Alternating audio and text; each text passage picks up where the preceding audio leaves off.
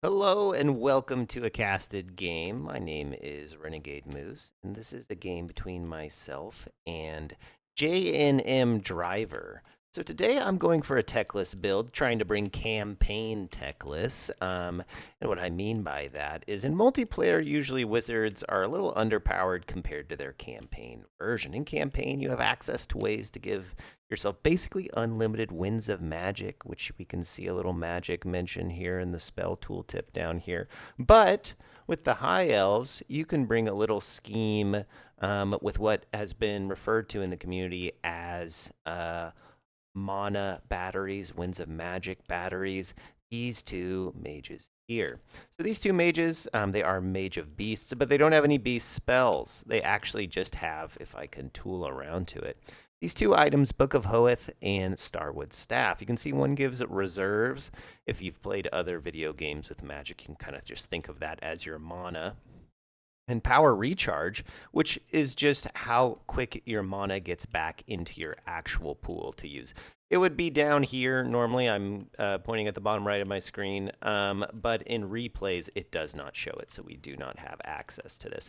So with these two mages, you can get 80 is your base starting winds of magic in a multiplayer game. With those two mages, you can kind of add in, I think it's almost 60 winds of magic, and then you could unsummon these mages, resummon them back in, and then with Teclis, he has an item, the Sword of Teclis, which gives spell mastery, which makes your spells hit harder, and then more reserves per second. Not very many. If you do the math down there, I won't do it right now. But it gives a little bit too as well when casting spells. So that allows you with Teclis. Normally in multiplayer, you'd usually only want to bring maybe one or two spells in your spell kit because each one of these you take costs gold. When you're making your armies, you have a base gold amount that you can use. And for each ability you bring, it costs more gold. So if I were to not take, say, 4 of these items, I could bring a whole another unit of ship's company, kind of the cheap elf infantry. So for my opponent, JNM Driver, they have a master engineer on horse, which is kind of fascinating. I've never seen anyone do this, I don't think, in a game. But it's usually you see them on a steam tank, which if anyone is familiar with kind of steampunk, just imagine a tank and you're looking at exactly what it looks like. That is what it is. So this guy has restocked to give more ammunition, maybe to the Hawkland long rifles, kind of the snipers I saw back there. Master Ballistics to increase some reload skill, and Pigeon Bomb, which is a nice little aerial bombardment. So let's get into the action and see what's going on. I move up some Rangers, some Vanguard units, and some Reavers on the flanks to take the objectives initially. I know I'm looking for a long grind with Teclis, dropping spells, so I need to get the objectives early because I think my opponent might take them back. Tons of damage coming in from the Hawkland long rifles. These guys, very cool looking. Hitting Teclis as well. I'm doing my best to juke madly back and forth as the shots are coming in. Looks like there is a flaming sword of rune going down. Very cool. I don't know if that actually makes much of a difference if we go to missile strength. Yeah, it only adds 1 missile strength to that because it is base missile damage, not AP missile damage. But it does give them fire and magic damage, which, if nothing else, is very, very cool. Over here, one of the spells I brought was a net, so I'm dropping that. Flock of Doom, I dropped on the Hawklands. You can see a lot of damage, and this net is going so well. My submarine Shadow Walkers, which were Vanguard stocked, hidden before. Ooh, okay, a lot of them are getting shot to death. Cannons and various things going down on them, but a lot of damage on the Master Engineer here. If I can keep my shooting on, looks like the net ran out just there at the last minute. More shots coming in. Could get a snipe on the Master Engineer. That would be really big for me this early in the game, but looks like he's probably going to get away. And my Shadow Walkers took an immense amount of damage for that, so not sure if it's worth it. We'll have to see in the long run. Over here on the flank, looks like my Rangers were hidden. Didn't mean to do that, but that's pretty cool.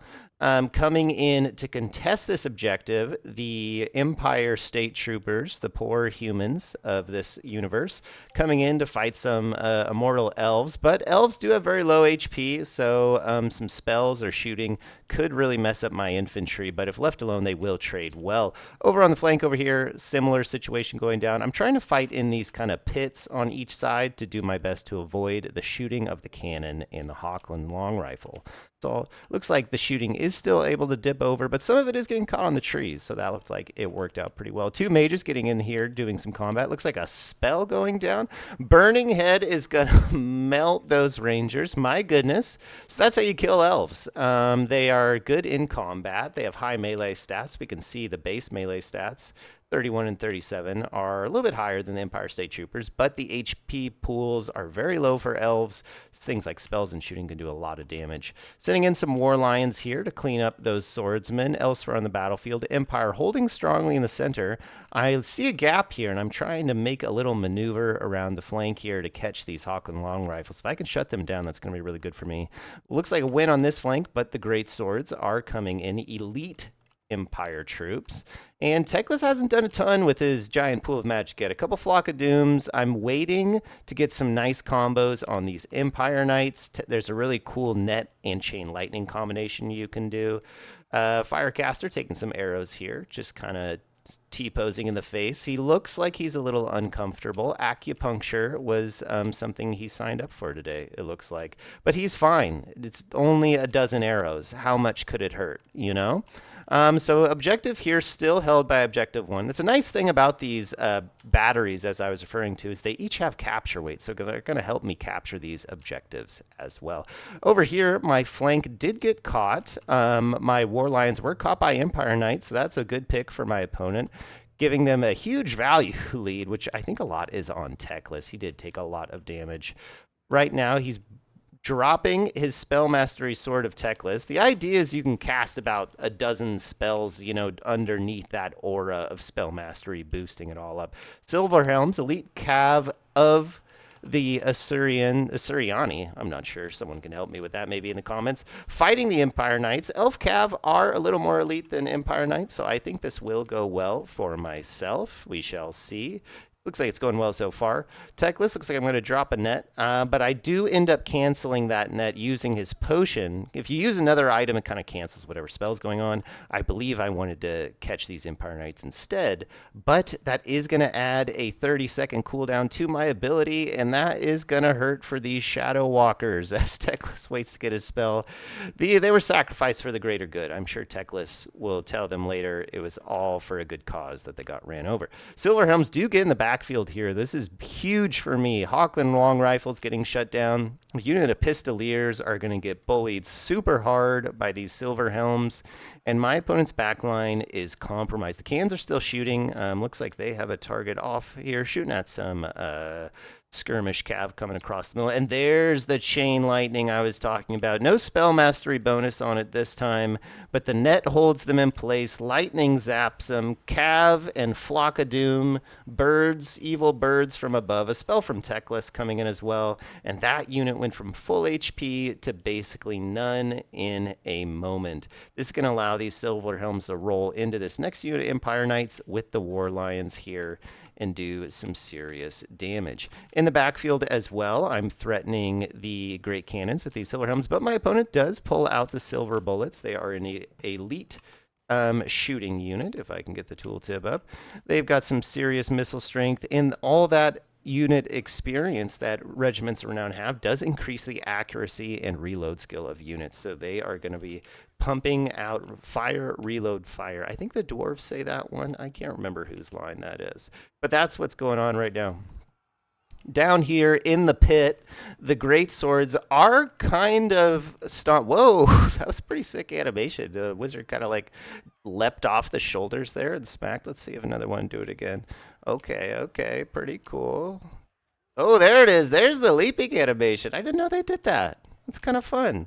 They are losing really hard, though, despite that. Yep, Flaming Sword, which again is base weapon damage, not AP weapon damage, which I think great swords are mostly. But those mages definitely got it handed to them pretty hard. Oh, and the Big Daddy Dragon, I forgot about this. Coming in. Now that the guns are shut down, there is nothing. Dad is home, and he has wings and really sharp teeth and a big tail, and is going to smack that wizard, and routed, might be killed. Sun Dragons, there's a little difference to all the dragon variants for the elves. The Sun Dragon has, I believe, more speed, higher charge bonus. So it can be kind of nice as a late game summon like this. Is something to gonna, oh, net going down, chain lightning, flock of doom on top. There's campaign Teclis right there, folks. And look at that fat PHAT damage. That is disgusting. Unit of Empire Knights, full HP, gone. Unit of Swordsman, full HP, gone. Did some damage to the silver bullets as well. Master Engineer still lurking in the corner. And that is pretty backbreaking. I am not sure what one does to come back from that type of loss. My opponent does still have the value lead. It looks like that might be from on Teclis. He is pretty expensive with all these items, so you do get a lot of value for doing damage to him. But he is still alive. I think I might have used a regrowth and all that action on top of him. And now the great ride of the High Elves is going to come as they stomp across all these infantry units in the middle. There are spears here, but with the high number of cav, and if my dragon can make it over, and these guys, you know, they are looking the wrong way. They're covering from something in that direction. That is not going to help them as they get stomped by these elite armored cavalry. Silver Helms are kind of the medium elite, I guess you would say. Elite for other armies. Dragon Princes are the more elite option, but Silver Helms have a great charge bonus, so they are perfect for running around here. Great Swords down in the other pit on the other side. Looks like they won their fight, cleaned up the elf infantry. Great Swords on both sides, doing really well, actually. This one looks like they did get stomped by the dragon, and the dragon is making its way into the backfield. My opponent's still holding on back here. Cannon is going to be doing a lot of work. Huge shells coming in, tearing through the ranks of these cavalry. If there was a big spell right here, you should not be blobbing up like this. This is a tactical mistake, but looks like it's not going to matter too much. There isn't a pigeon bomb. A pigeon bomb would have been nice there. I do drop a net on the Demigryph halberds. I'm going to just try and drop a Dragon Breath attack on top of that. We'll see what kind of damage that does. It does all right. It tickles the pickle, but the biggest thing with a net is you prevent your opponent's charge bonus. These Demigryphs aren't going to be moving. They aren't going to be able to spawn, and the chain lightning. Oh, that's a heavy metal shot right there. Through the fire and the flames. Lightning and dragons, more specifically in this case, and that's going to be a lot of damage. Teclis even getting in there with melee. You can see these guys are almost out of HP. They had no ability to countercharge or move. Nets are maybe one of the strongest abilities in the multiplayer scene. Flock of Doom with Sword of Teclis on top of them, and that unit is devastating. That's really what campaign Teclis is good at with that chain lightning combo. Is you basically tell your opponent you're not allowed to bring heavy cavalry. They will get zapped, they will get shot, they will get cooked up real good. Sun Dragon coming in, get some nice cinematic shots here as he eats, as he munches, as he feeds. Kind of a necessary thing you gotta allow as the High Elves is for your big beastie to eat some people. Probably not the most pleasant to watch.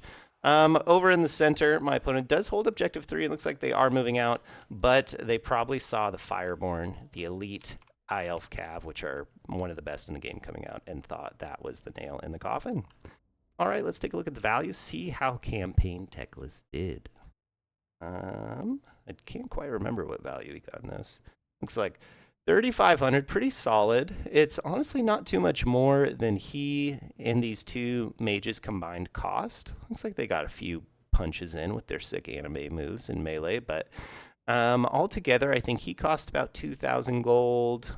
Each of these mages cost 600, so you're at 3,200 for the total cost here. So if we think of the value that way, 3,500 about 300, 3,800. He really only got 600 value above what he costs. But the utility of nets is just not something you can underestimate. Master Engineer did really good damage. I think he was shooting grenades the whole time, which is kind of cool. All right. Well, thank you very much for watching. I hope you enjoyed it. Please leave a comment if you were wondering about anything or want to see anything else, and I will catch you next time.